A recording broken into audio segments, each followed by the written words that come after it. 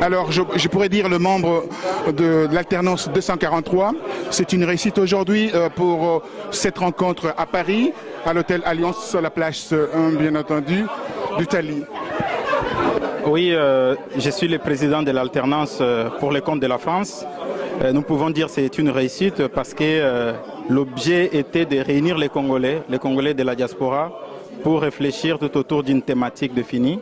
Et voilà, on a réfléchi, on a parlé entre nous et je peux dire que c'est une réussite. Et je suis très content de voir les Congolais mettre des points de vue sur la situation politique dans leur pays. On peut considérer aujourd'hui, au regard de ce qui s'est passé dans la salle ce soir, on voit les gens sont tiraillés par deux aspects, les aspects fondamentaux pour la République. Premier aspect, le dialogue. Deuxième aspect, bien entendu, la confrontation entre le peuple et le pouvoir qui caporalise le pays. En fait, c'était tout à fait normal. Moi, je suis M. Emegata, pour me présenter, vice-président de l'alternance des 143 en France. C'est tout à fait normal. Quand on a invité les gens, de tous bords. C'était pour qu'il y ait un débat, déjà dans la salle. Parce que la thématique en soi, c'était sous forme d'une question. Quand on dit quelle solution, c'est vrai que les solutions étaient partagées. Il y en a qui étaient pour le dialogue, il y a d'autres ceux qui ont proposé d'autres solutions. Donc, on s'attendait un peu à ça. Et nous, l'intérêt, c'était que les Congolais essayent de réfléchir. Donc, on n'était pas là pour censurer les points de vue des uns ou des autres, ou de dire que nous avons le point de vue qui est le meilleur, mais c'était vraiment, l'intérêt était de laisser à nos compatriotes l'espace pour parler, pour proposer des solutions par rapport à ces processus électoraux qui tend vers un blocage. Moi, je voulais dire ceci à propos de nos solutions à nous en tant qu'une association, parce que, comme vous le savez, on n'a pas de solutions magiques. Il y a des solutions à tous les problèmes qui se posent actuellement dans notre constitution. Et voilà pourquoi nous demandons au strict respect de cette constitution-là. Et face à un régime comme le régime de Kabila qui comprend qu'un seul langage, seul des rapports de force, moi je me dis à un certain moment il faudrait que le peuple qui est le vrai détenteur du pouvoir récupère les choses le 19 décembre 2016. Alors, on arrive, je récupère la balle au bon, votre adresse à la diaspora et également aux Congolais. Vous parlez de 19 décembre, deadline 2016, qui montre la fin de ces régimes. Est-ce que vous croyez vraiment à cette fin et vous croyez vraiment à cette date? Je crois que la date est inscrite dans notre constitution. Et si vous regardez bien cette constitution, donc vient de très loin. C'est un processus que j'appelle d'historique.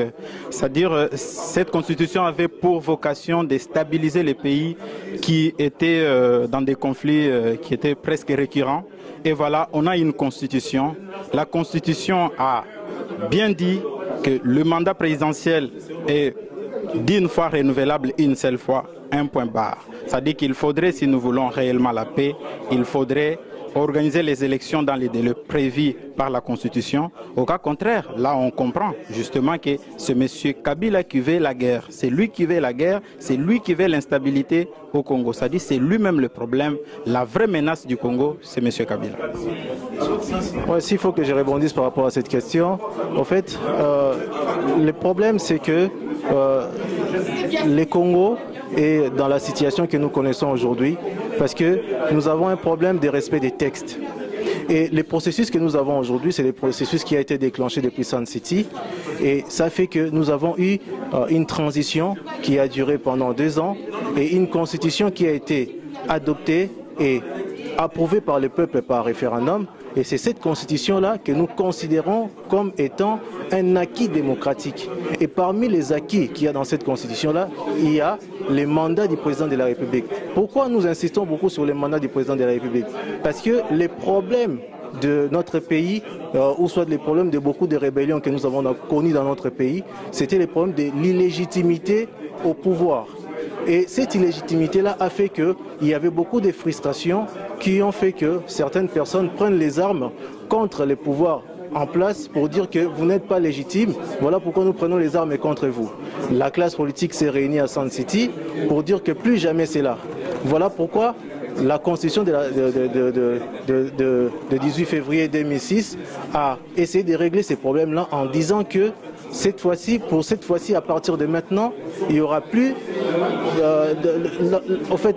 on ne pourra plus accéder au pouvoir par la force. Et la personne qui a fait 2 mandats, selon l'article 220 de notre Constitution, devrait quitter les pouvoirs. C'est ce que nous demandons. Parce que si on violait aujourd'hui cet acquis-là, c'est comme si on réintégrait encore l'illégitimité au sommet de l'État avec toutes les conséquences que ça peut avoir en termes de rébellion, en termes de stabilité. C'est ce que nous ne voulons pas. Nous sommes vraiment pour ces acquis-là, mais nous savons très bien que l'alternance que nous voulons, ce n'est pas seulement une alternance mécanique que M. Kabila quitte les pouvoirs pour qu'on nous remplace encore un autre dictateur.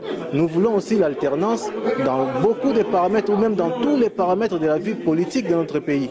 Mais seulement, il y a des symboliques à respecter. Par exemple, aujourd'hui, l'alternance au sommet de l'État, l'alternance après le 19 décembre, ça c'est des symboliques ou des acquis que nous devons absolument respecter. Alors, on voit derrière vous, Monsieur Jeannot Kabuya, qui a participé au panel, bien sûr, de cette rencontre aujourd'hui avec la diaspora, ici à Paris, à la place d'Italie, à l'hôtel Alliance. Monsieur Jeannot Kabuya, en vous écoutant parler tout à l'heure, vous mettez l'accent sur, si on peut dire, l'article 64 de la Constitution. Le soulèvement, donc vous faites confiance au peuple. Qu'est-ce que vous entendez de ce peuple? Parce que vous avez mis en place en fait le processus que vous avez récupéré en Argentine, ces processus d'utiliser des tambourins, du sifflet pour éveiller les consciences que le peuple devait aussi faire partir Kabila comme on a eu précédemment. Dites-moi, ce peuple-là ne vous a pas beaucoup suivi. Qu'est-ce que vous allez mettre encore en place plus tard? Merci Monsieur Bongos pour votre question et merci pour votre présence. La seule chose que je peux dire aujourd'hui, c'est que il ne faut pas trop douter en ce peuple. Vous savez, l'année passée, les gens doutaient que comme un certain leader n'allait pas donner de mot d'ordre pour que les gens descendent dans la rue, le peuple n'allait pas descendre. Il ne faut pas personnifier le peuple en des partis politiques, en des ambitions personnelles. Je crois que le peuple se bat d'abord pour ses conditions de vie. Vous savez, aujourd'hui, le peuple en a marre. Ça fait plus de 15 ans que M. Kabila va d'échec en échec. Comme je l'avais signalé ici, en 15 ans, les frontières ne sont pas sécurisées. En 15 ans, les gens... Il n'y a pas d'eau potable en 15 ans. L'électricité fait défaillance. En 15 ans, il n'y a pas de droits de l'homme, il n'y a pas de démocratie. C'est tout ça qu'il faut changer. Et je peux en passer. Aujourd'hui, les gens n'étudient pas. Tout le monde est dans des petites églises en train de prier et attendre que Dieu descende pour faire la pluie et le beau temps. Or, nous disons, il faut conscientiser ce peuple. Il faut aller voir ce peuple. Il faut aller de maison en maison, dire à ces gens qu'ils doivent réclamer leurs droits. Quels sont leurs droits? Leur expliquer c'est quoi leurs droits, leur expliquer c'est quoi cette constitution, parce que beaucoup de notre population est maintenue dans l'ignorance et beaucoup ne connaissent pas leurs droits. Alors il est temps que ce peuple se prenne en charge. Et je crois, comme je vous ai dit, il ne faut pas douter en ce peuple. Ce peuple va surprendre là où beaucoup pensent que ce peuple va rester dormir. Ce peuple est en train de se mettre en marche. Croyez-moi, il va y arriver. Il va arriver quelque chose à un moment ou l'autre. C'est-à-dire que nous ici, nous sommes en train de lancer des signaux envers la communauté internationale, des signaux envers le régime Kabila pour dire attention, ne jouez pas avec ce peuple, avec la patience de ce peuple. La patience de ce peuple a des limites. Et je vous promets qu'en même temps, à côté de ça, en parallèle, la société civile et tous les acteurs politiques qui veulent le changement, on est en train de travailler. C'est difficile parce qu'il faut mettre tout le monde à l'unisson. C'est difficile parce que beaucoup sont corrompus, veulent être corrompus, mais nous voulons un changement de mentalité. Et c'est vers ça que nous sommes en train de conscientiser chaque politique en leur disant mettez vos égos de côté, mettez vos intérêts de côté, voyez l'intérêt du peuple, voyez l'intérêt de la nation. La nation est en danger, c'est ça qui est le plus important. Et à côté de cela, nous la jeunesse d'Alternance 243, nous disons que nous devons prendre nos responsabilités qui est de conscientiser les gens, qui est d'organiser des colloques comme celui-ci. Vous avez vu, beaucoup de gens avaient des choses à dire, beaucoup de gens avaient des messages à faire passer et des conseils à donner. Et les endroits où on peut les donner, c'est là où les Congolais peuvent se réunir pour donner un message concret pour le changement, pour le Congo. On ne peut pas s'arrêter à des conseils, à des colloques. Nous devons aller plus loin. Ça veut dire que nous devons aussi apporter des solutions. Nous devons aussi trouver des stratégies, ce que nous sommes en train de faire. Et nous continuons, nous épaulons. Nous devons travailler en synergie, nous ici et ceux qui sont au pays. Mais si ça s'arrête, nous ici, on conscientise tout le temps dans les radios, ça va rester ici dans les radios. Ce n'est pas ici que le changement va se faire. C'est au Congo. Et donc c'est le peuple au Congo qu'il faut conscientiser. Et pour le conscientiser, il faut ces politiques qui sont courageux d'affronter M. Kabila en face au Congo. Pas ceux qui se cachent ailleurs et qui veulent mentir, que c'est eux les meilleurs en étant dans des radios ou quoi que ce soit. Non. Le combat pour faire partir M. Kabila, c'est au Congo. Nous ne devons pas nous tromper. Et pour cela, nous devons encourager les politiques pour se mettre ensemble pour l'unité. Et ici, dans la diaspora et au Congo. Je vous remercie, monsieur. Une dernière question concernant l'échelle que j'ai observée ici. Sur l'échelle des 10, il y a eu 1 ou 2 où les gens s'est discutaillé sur les aspects techniques de la Constitution. Alors, or, on discutait ici, le peuple serait automatiquement largué au niveau technique concernant la vraie constitution de la RDC. Qu'est-ce que vous allez faire pour faire passer le vrai message concernant l'article 120, concernant l'article 70, concernant l'article 65 ou l'article 75 de la Constitution? Vous allez répondre à ça. Merci. Bon, la première chose que je veux dire, le peuple peut être largué, mais il faut savoir que, comme je l'ai dit, le combat est multiple. Ça veut dire qu'il y a des personnes ici qui sont en train de mettre des choses en place. Cela, ça se passe dans les parlements. Vous avez pu le voir au Parlement européen, la proposition qu'on a faite de mettre sous embargo le régime Kabila si après le 16 décembre 2016, M. Kabila n'organisait pas les élections et s'il n'y avait pas passation de pouvoir. Ça fait partie du travail que beaucoup de gens et en lobby, les Congolais sont en train de mettre en place. Mais ce lobby-là, ça se passe de manière souterraine. Quand, je vous répète, des gens comme Louis Michel changent leur langage contre M. Kabila, ça ne veut pas dire qu'il est devenu l'ami des Congolais. Ça veut dire tout simplement que ses intérêts sont ailleurs. Et nous, nous devons regarder là où se trouvent aujourd'hui les intérêts des Occidentaux et nous devons dire attention, nous devons en même temps travailler pour que les choses changent, pour que ce qui s'est passé hier ne puisse plus se reproduire demain. Nous avons eu plus de 8 millions de morts et je pense que 8 millions de morts, ça suffit. 8 millions de morts, c'est 8 millions de morts de trop, les femmes violées de trop. Et c'est là que nous sommes en train de dire, nous devons continuer en même temps que ceux qui travaillent au Congo à conscientiser. Parce que vous me dites les articles, qu'est-ce qu'il est en train de faire par rapport... Mais ben c'est ça, c'est cette conscientisation, aller de porte en porte, expliquer à ces gens-là, c'est ça que fait les gens comme M. Fayoulou, que font comme tous les gens qui sont sur le terrain, là, la société civile, comme vous avez vu M. Rachidi, comme vous avez pu voir les M. Kamer et tous les politiques qui sont sur le terrain. Ils sont nombreux, les gens de l'UDPS, ils sont nombreux. Donc nous devons les apporter notre soutien et notre solidarité. Merci beaucoup. Merci. Ouais, par rapport à cette question-là, moi j'aimerais dire une chose, c'est que nous pensons souvent que le peuple n'est pas apte à comprendre ce qui se passe. Je pense que le débat aujourd'hui a été technique, mais le peuple peut aussi suivre ces débats-là. Tenez, quand en janvier 2015, le peuple congolais était sorti dans la rue pour dénoncer la loi électorale, je pense qu'ils étaient à même de les comprendre. Ils ont compris que leur nation, leur pays était en danger. Donc on ne peut pas sous-estimer l'intelligence du peuple congolais pour penser que ce que nous disons ici serait trop savant pour eux. Non, le peuple comprend.